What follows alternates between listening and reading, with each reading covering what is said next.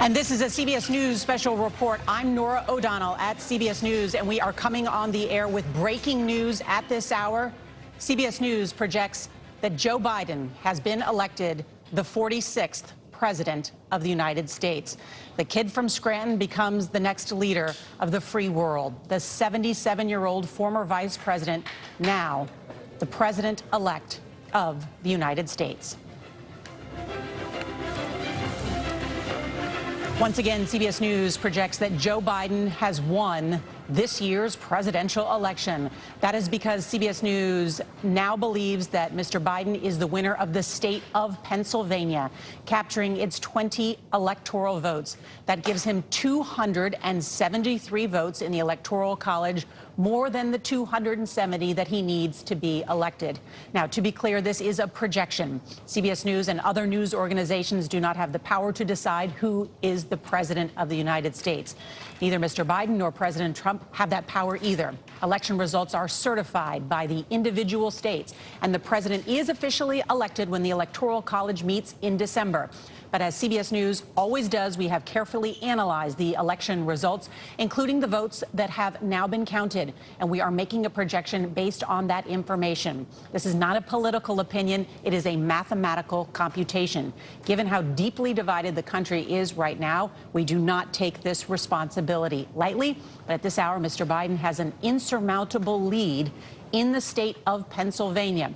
We should also note that he also leads in Arizona and Nevada, and has a slight lead in Georgia. Now, based on all of this, it is clear there is no path to 270 electoral votes for President Donald Trump, and therefore he cannot win re-election.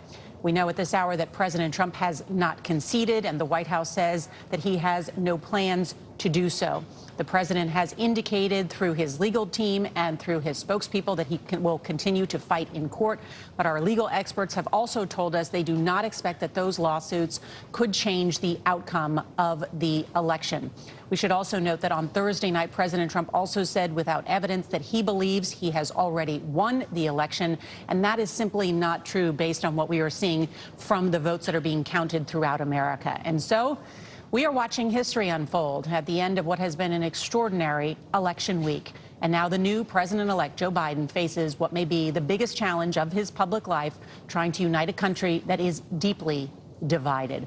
The former vice president, we are told, is planning to address the nation later tonight from Wilmington, Delaware, as has been the plan throughout this week. We're also waiting to see if President Trump will speak. We should also note that the other historic aspect of our projection, that Senator Harris will now become the vice president-elect, and she will become the first woman to serve a heartbeat away from the presidency. That is the highest elected office ever to be held by a woman in the United States. And she will be the first Black American and the first Asian American to be ever elected vice president of the United States. Certainly a historic moment as well. And of course, on the 100th anniversary of the 19th Amendment that gave women the right to vote, there is now finally a woman in the White House. And I say that not in a biased way about party. I say it in a biased way as a woman who have been the majority of the voting electorate for many years now. So, and I echo that times two. I got goosebumps.